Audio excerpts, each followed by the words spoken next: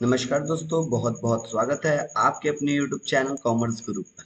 So friends, आज के इस वीडियो में हम बात करने वाले हैं introduction of cost accounting and cost sheet से रिलेटेड इस पर्टिकुलर चैप्टर के ऊपर। तो चलिए बिना कुछ ज़्यादा कोई टाइम वेस्ट किए डायरेक्टली हम आते हैं क्वेश्चंस के ऊपर और हम ये सेट वन के क्वेश्चन शुरू करते हैं। बट सेट वन के क्वेश्चन शुरू करने से पहले मैं आपको कॉस्ट अकाउंटिंग के कुछ कॉन्सेप्ट को समझा दूं कि बेसिकली हम लोग कॉस्ट अकाउंटिंग पढ़ते क्यों है। बेसिक हमारा ऑब्जेक्ट क्या होता है कॉस्ट अकाउंटिंग पढ़ने का। अगर हम अपने ऑब्जेक्टिव ऑफ कॉस्ट अकाउंटिंग की बात करें तो बेसिक हमारा ऑब्जेक्ट होता है असर्टेन करना कॉस्ट को, मतलब कि हम डिटरमाइन करते हैं अपने कॉस्ट को, असर्टेन करते हैं कि मुझे किसी चीज किसी गुड्स को बनाने या किसी सर्विस को रेंडर करने के लिए कितनी कॉस्ट इनकर्ड करना पड़ता है। अगर मैं कॉस्ट के एलिमेंट्स की बात करूं तो यहाँ पर हमारे पास material, labour and overhead, this are the elements of cost. अच्छा, अगर आप कॉस्ट डिसाइड कर लोगे तो आपके लिए उस कॉस्ट में क्या जोड़ना होगा, आपको प्रॉफिट जोड़ना होगा। तो आपको क्या डिटरमाइंड हो जाएगा, सेलिंग प्राइस। अगर आप कॉस्ट में प्रॉफिट जोड़ देते हैं तो आपको क्या पता चल जाएगा कि आपने किसी प्रोडक्ट या किसी सर्विस की सेलिंग प्राइस कितनी सेट करना चाहिए, आपको ये पता चल जाएगा। और जब आपको सेलिंग प्राइस, कॉस्ट, प्रॉफिट का जब पता लग चुका है, आपको उसका एक आइडिया हो चुका है, आपने वो चीज को कैलकुलेट कर लिया है, सो अब आप लोगों ने डिसाइड करना है कि कहाँ कहाँ आप कॉस्ट को कंट्रोल कर सकते हो और गाइडलाइंस और रेगुलेशंस बनाओगे कॉस्ट रिडक्शन से रिलेटेड। और आप हर एक एक्टिविटी के लिए प्रॉफिटेबिलिटी चेक करोगे कि कौन सा प्रोसेस या कौन सा प्रोडक्ट या कौन सा डिपार्टमेंट आपका प्रॉफिट में है और कौन सा लॉस में चल रहा है। तो आप कॉस्ट अकाउंटिंग की हेल्प से आप आइडेंटिफाई कर सकते हो हर एक एक्टिविटी, हर एक लेवल के लिए प्रॉफिट को। उसके अलावा मैनेजमेंट को काफी ज्यादा हेल्प मिल जाती है कॉस्ट अकाउंटिंग से डिसीजंस लेने के लिए।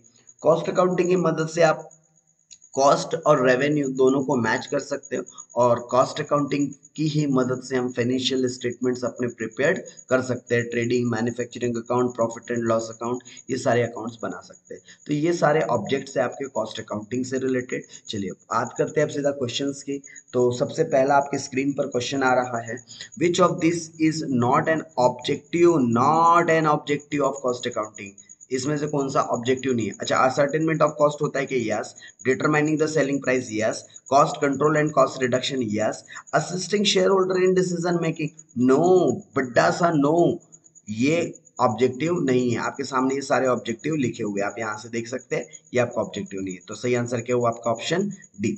ओके, नेक्स्ट क्वेश्चन की अगर हम बात करें, a profit centre is a centre. Profit centre का मतलब क्या होता है। देखिए, हम लोगों ने क्या किया है, कॉस्ट को बांट दिया है। जहां पर हम लोगों ने प्रॉफिट सेंटर, मतलब कि जहां पर हमने रिस्पॉन्सिबिलिटी कि कैसे अपने प्रॉफिट बढ़ाना है, कैसे अपने ऑर्गेनाइजेशन के प्रॉफिट बढ़ाना है, हमने ये रिस्पॉन्सिबिलिटी दे दिया है मैनेजर को कि आप मैक्सिमाइज करो प्रॉफिट। तो इस पर्टिकुलर पॉइंट को हम कहते हैं प्रॉफिट सेंटर, जो कि आप इस डायग्राम के हेल्प से भी आप आइडेंटिफाई कर सकते हैं। तो सही जवाब क्या होना चाहिए इसका, where the manager has the responsibility of generating and the maximum profit. तो सही जवाब इसका option A. Okay, next question की अगर हम बात करें, responsibility centres can be categorised into three category. Okay, responsibility centres को कितने कैटेगरीज में बांटा गया है, पहला कॉस्ट सेंटर, दूसरा प्रॉफिट सेंटर और तीसरा इन्वेस्टमेंट सेंटर। तो सही आंसर क्या होना चाहिए, D, all of the above, मतलब कि cost plus profit plus investment.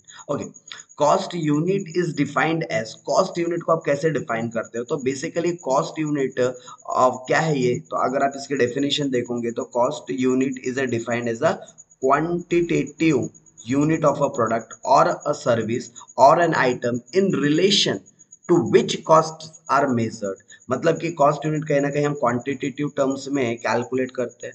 Okay, a cost unit simply stated is unit of finish product, service और टाइम और a combination of this in relation to which cost is ascertained and expressed। a cost center is a location। अब cost center के बारे में भी बता रहा है, cost center is a location, person or an item of equipment or a group of this for which cost may be ascertained and used for this purpose of cost control।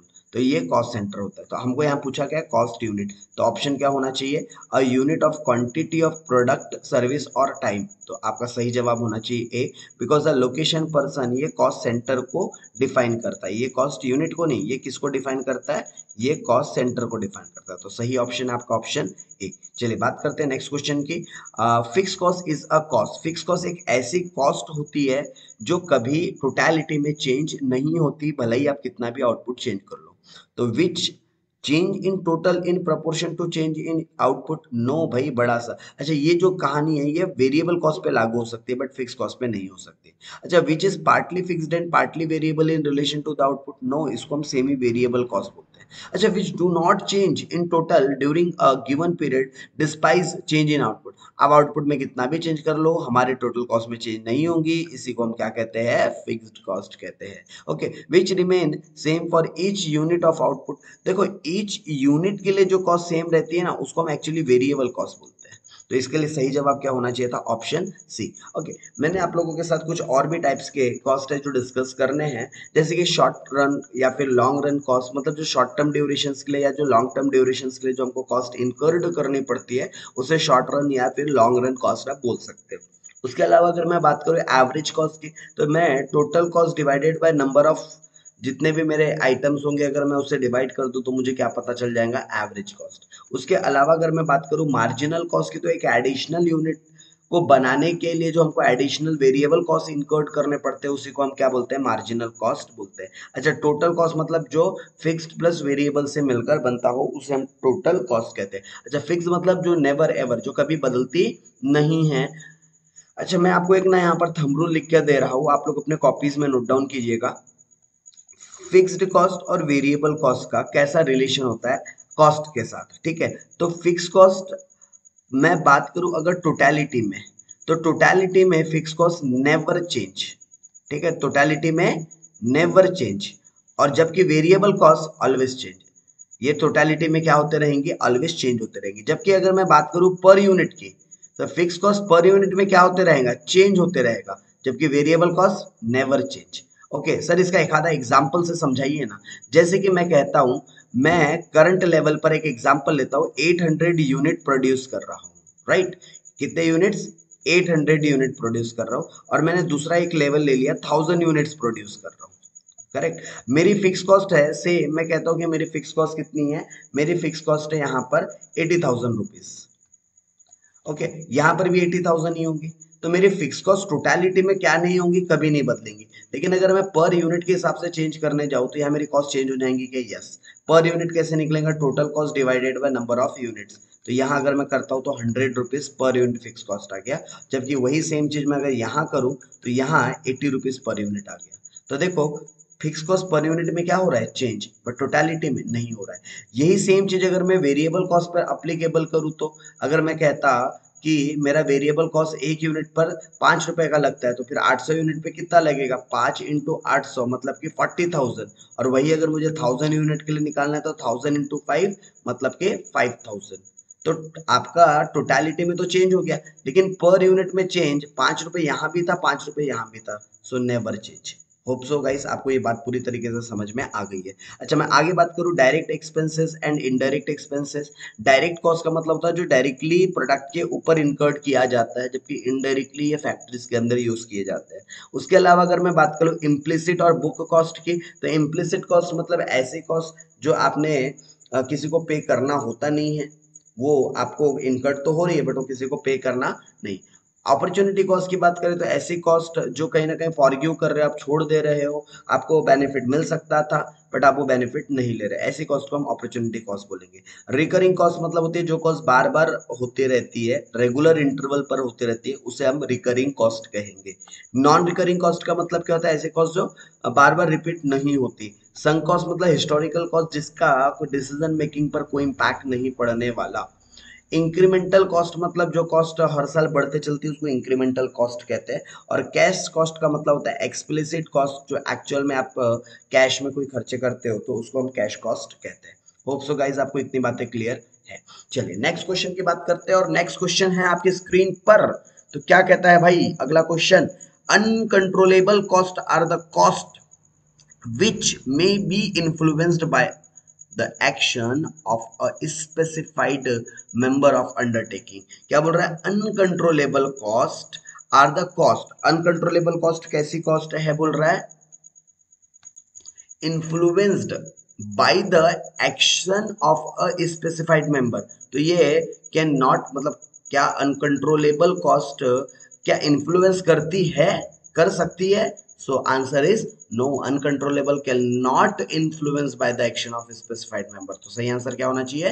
Can not. चलिए बात करें अगले question की। तो next question है आपके पास element of cost. तो cost के कौन कौन से एलिमेंट्स होते हैं? तो मैं कॉस्ट के एलिमेंट्स की बात करूं, मटेरियल भी होता है, लेबर भी होता है, ओवरहेड भी होता है। मतलब सही आंसर क्या है आपका? Answer D. चलिए बात करते हैं अगले क्वेश्चन की। Question number 8, abnormal cost is the cost. Abnormal cost का मतलब कौन सी कॉस्ट होती है? ऐसी कॉस्ट जो नॉर्मल से भी ऊपर लगती है। चलो तो एक एक ऑप्शन पढ़ लेते हैं। Cost normally incurred at a given level of output, इसको हम एक्चुअली नॉर्मल कॉस्ट कहेंगे। Cost not normally incurred at given level of, yes, जो नॉर्मल नहीं होती उसी को हम कौन सी कॉस्ट कहते हैं? एबनॉर्मल कॉस्ट कहते हैं। उसके अलावा cost which is charge to the customer, ऐसी कॉस्ट जो हम कस्टमर से चार्ज करने वाले, एक्चुअली उसको एक्चुअल प्राइस बोला जाता है, ठीक है, उसको एबनॉर्मल कॉस्ट नहीं बोलेंगे। Cost which is included in the cost of the product, cost which is included in the cost of product, उसको जनरली हम लोग प्रॉफिट के नाम से जानते हैं और इसको जनरली सेलिंग प्राइस के नाम से जानते हैं। तो सही जवाब क्या होना चाहिए इसका? Option B. चलिए बात करते हैं जल्दी से नेक्स्ट क्वेश्चन की। क्वेश्चन नंबर 9 रहा जी आपकी स्क्रीन पर। Conversion cost include cost of converting raw material को हम किस में कन्वर्ट करते हैं? बोलिए, रॉ मटेरियल को किस में कन्वर्ट करते हैं? फिनिश गुड्स में। बोलिए, रॉ मटेरियल को किस में कन्वर्ट करते हैं? फिनिश गुड्स में। तो सही जवाब क्या है? बोलिए, ऑप्शन बी, रॉ मटेरियल को काय में कन्वर्ट करेंगे? फिनिश गुड्स में। अच्छा, फिनिश गुड्स या फिर सेलेबल गुड्स का, अच्छा वो तो ऑप्शन था। Next question, sunk cost are generally, sunk cost क्या होती है? रेलेवेंट होती है कि डिसीजन के लिए? Never ever not relevant for decision making. Yes, sunk cost decision making में कभी कोई काम नहीं आता। चलिए नेक्स्ट क्वेश्चन की बात करते हैं। Describe the method of costing to be applied in case of nursing home. Nursing home में हम कौन सी कॉस्टिंग का यूज करेंगे, आपको बताना है। तो ये है हमारे लिए एक प्रकार से सर्विस, और हॉस्पिटल बोले तो एक सर्विस, और सर्विस के लिए हम कौन सी कॉस्टिंग का इस्तेमाल करते हैं? ऑपरेटिंग कॉस्टिंग का इस्तेमाल करते हैं गाइस। चलिए next, describe the cost unit applicable to the bicycle industry. Bicycle industry पर कौन सी यहाँ पर हम यूनिट का इस्तेमाल करेंगे? तो पर बाइसिकल, क्योंकि कभी भी उसका मेजरमेंट कैसे किया जाता है? पर बाइसिकल के हिसाब से किया जाता है। तो चलिए फ्रेंड्स, ये तो हम लोगों ने कॉस्ट इंट्रोडक्शन से रिलेटेड कुछ बातें कही है। नेक्स्ट पार्ट में हम लोग बात करेंगे कॉस्ट शीट के बारे में और उसके न्यूमेरिकल क्वेश्चंस के बारे में। तो इस पार्ट के लिए इतना ही। चैनल को सब्सक्राइब कीजिए, शेयर कीजिए अपने भी दोस्तों के साथ। इस तरीके के नॉलेजेबल वीडियोस आपको हम हर रेगुलर इंटरव्यू पर देते रहेंगे। तब तक के लिए टाटा बाय बाय, मिलते हैं नेक्स्ट पार्ट में।